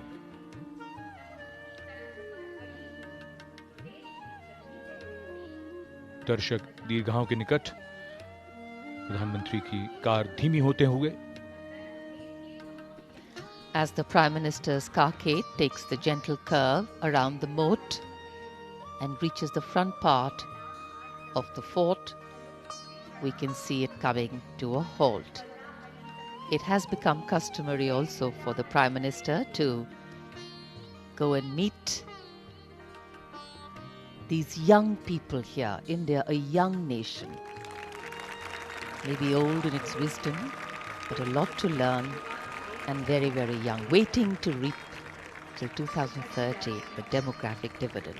And these are the 792 NCC cadets being applauded and lauded by Prime Minister Narendra Modi. प्रधानमंत्री ने तालियां बजाकर स्वागत किया है इन तमाम एनसीसी कैडेट्स का, जिन्होंने आज भारत का मानचित्र बनाया है। एक अलग तरह की ऊर्जा का एहसास इन युवाओं को। कौन नहीं चाहता कि वो अपने देश के प्रधानमंत्री के नजदीक पहुंचें, और प्रधानमंत्री स्वयं इनके नजदीक आते हैं और उनको ये एहसास कराते हैं कि उन्हें यानी युवाओं को आने वाले 25 वर्षों में जब भारत की आजादी के 100 वर्ष होंगे, एक बड़ी ही महत्वपूर्ण भूमिका अदा करनी है। A very special moment for all these young boys and girls, young adults coming from different parts of the country, NCC cadets invited from all the districts in the country, seeing their Prime Minister up close as he literally and figuratively takes a trip around the country. बिल्कुल ऐसा लगता है एक एक राज्य से गुजरते हुए प्रधानमंत्री सबसे मिलते हुए पूरे देश का भ्रमण सांकेतिक रूप में, और जबरदस्त उत्साह यहाँ पर युवाओं में, युवा शक्ति को जागृत करने का और जीवन भर उनकी यादों में संजोकर रखने का ये अवसर। प्रधानमंत्री स्वयं इनके बीच Infectious smiles and infectious energy. संवेदना के सप्त सिंधु में भारतीय युवा की चेतना से भरा हुआ है, जागरूक है। माननीय प्रधानमंत्री जी के हाथों देश की बागडोर, Pictures being captured for posterity. युवा निश्चिंत है, आश्वस्त है कि अविस्मरणीय क्षण है। युवाओं I think a memorable moment not only for all these young people here but also for the Prime Minister. की अगुवाई में जो नए बदलाव आए हैं, उन्हें देखकर भारतीय बहुत उत्साहित है। His ability to connect with them, to collect their wishes, have conversations with them, and we can see that interaction. Pure delight writ large on their faces. प्रधानमंत्री जिस भाव से इन युवाओं से मिले हैं और जब भी यहाँ आते हैं और इन छात्रों और युवाओं से मिलते हैं, उनके लिए एक कभी न भूलने वाला अवसर बन जाता है। पूरे उत्साह के साथ उनके बीच में उनकी हौसला अफजाई करने के लिए, उनका उत्साहवर्धन करने के लिए और ये खास करें माननीय प्रधानमंत्री जी का युवाओं के साथ शायद कुछ अलग तरह की गतिविधि। ये पंजाब का घिड़ा प्रदर्शित कर रहे हैं So the energy being translated literally into dance. और इन्होंने किसी को भी मायूस नहीं किया और एकदम उत्साह के साथ खड़े हो गए हैं। The Bhangra, the Gidda, folk dances from the land of Punjab. पूरी मुस्कुराहट I think famous the world over. उनके बीच में जैसे हाल ही में प्रधानमंत्री ने अमृत महोत्सव की बैठक में कहा था कि आज़ादी का अमृत महोत्सव युवाओं के लिए संस्कार उत्सव है। ये देश के लिए योगदान करने के लिए उन्हें कभी न कम होने वाले जुनून से भर देगा और उनमें उत्साह और ऊर्जा का संचार करते हुए माननीय प्रधानमंत्री The balance between the principles of change and continuity, very, very visible in the country. And here, these are the young people who are going to bring about change and carry on continuity. Change which brings in fresh ideas, helps us keep pace with the times and takes into account newer sensibilities and needs. And continuity, on the other hand, allowing us to be rooted and strong with a sense of belonging to something bigger than us. Yes, and that is India. And at the historic Red Fort, which stands regal and strong as a symbol of continuity, changes in our 76th Independence Day celebrations are evident at the venue.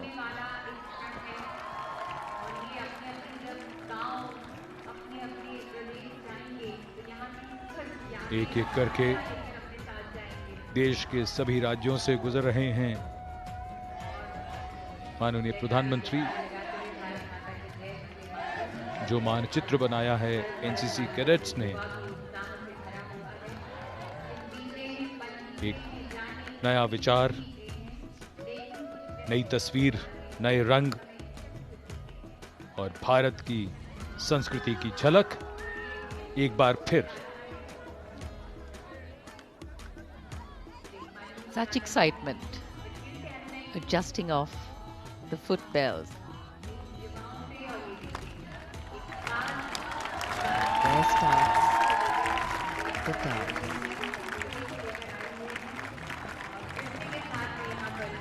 हर राज्य अपने पारंपरिक नृत्य के लिए प्रसिद्ध गुजरात का garba,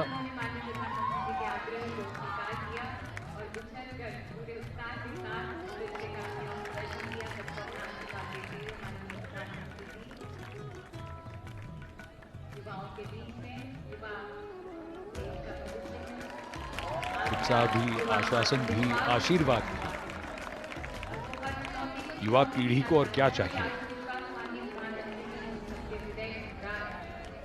They say touch has a way of lingering long before the image is gone. And yes, these are touching moments indeed. India is not just a nation state, it has always stood out as an example of making the seemingly impossible become possible.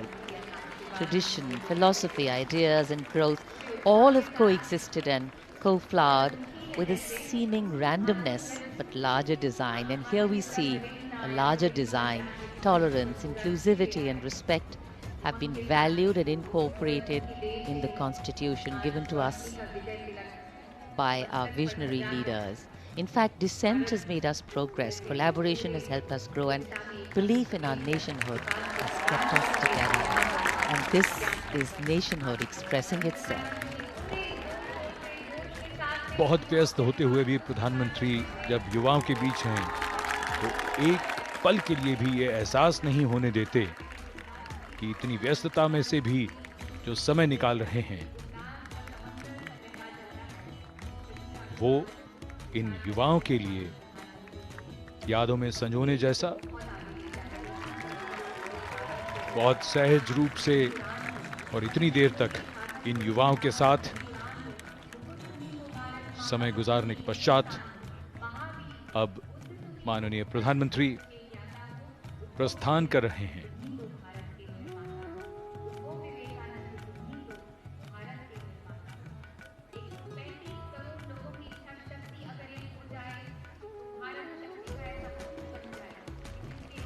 A satisfied Prime Minister, a satisfying conclusion and a happy conclusion to a joyous celebration as India steps into its 76th year of independence.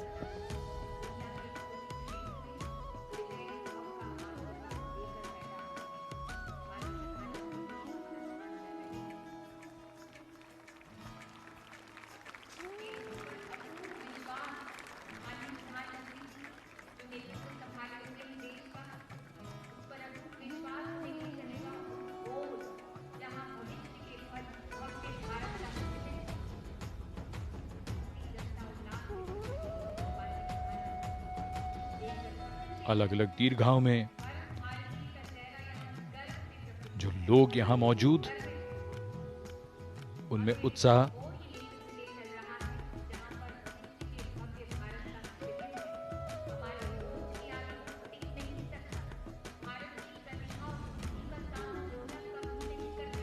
हम संकल्प से सिद्धि की भावना के साथ अमृतकाल से गुजर रहे हैं। देश के युवाओं में नया जोश है, उनकी आंखों में नए सपने हैं, बच्चों के सामने प्रेरणादायी कहानियां हैं।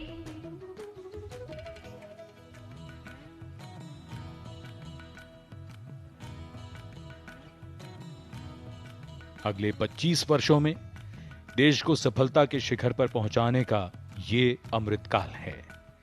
हर जन, हर मन देश की माटी का कण कण देख रहा है यही स्वप्न। ये संकल्प हमें सिद्ध करना है, इसे हम मिलकर सिद्ध करेंगे। धन्यवाद, नमस्कार, जय हिंद।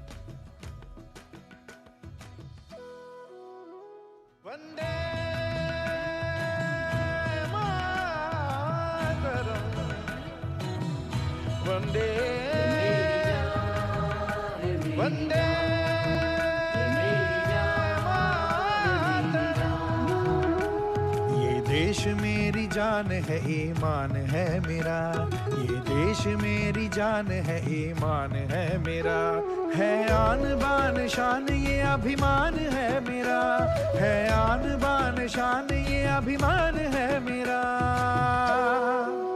ये मेरी जान है, मेरी जान। ये मेरी जान है, मेरी जान।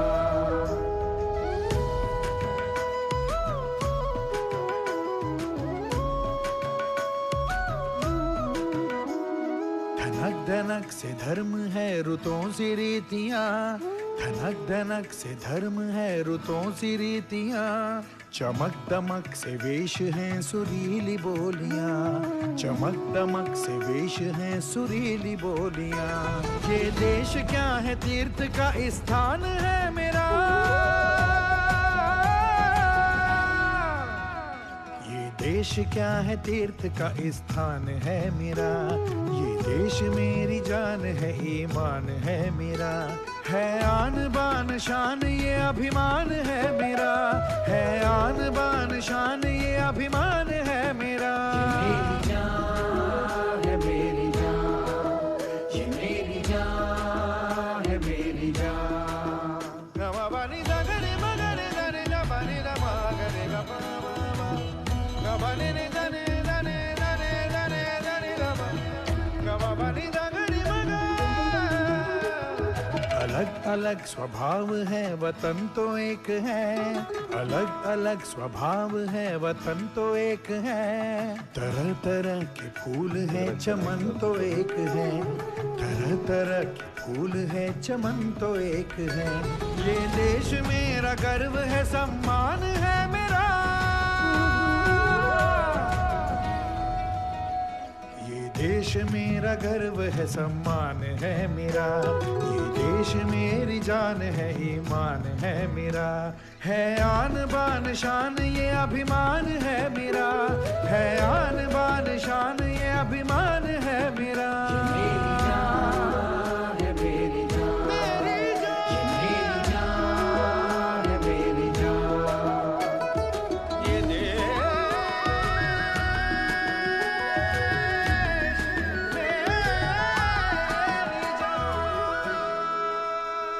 है मजहबों का मान तिरंगे के रंग में, है एकता की शान तिरंगे के रंग में। है मजहबों का मान तिरंगे के रंग में, है एकता की शान तिरंगे के रंग में। झुकने न दूंगा इसको ये ऐलान है मेरा, झुकने न दूंगा इसको ये ऐलान है मेरा।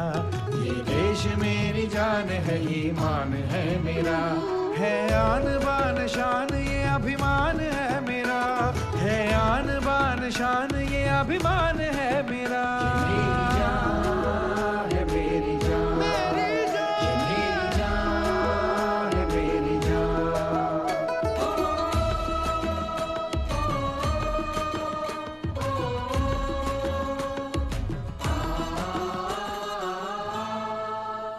वंदे मातरम, वंदे वंदे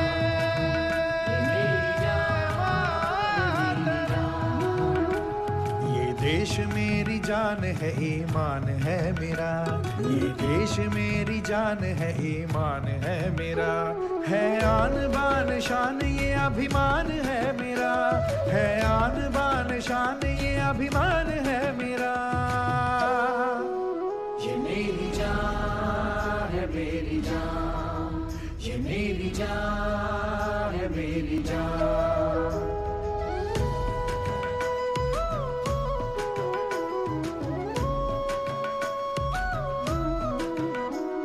धनक धनक से धर्म है रुतों सी रीतियां, धनक धनक से धर्म है रुतों सी रीतियां। चमक दमक से वेश हैं सुरीली बोलियां, चमक दमक से वेश हैं सुरीली बोलियां। ये देश क्या है तीर्थ का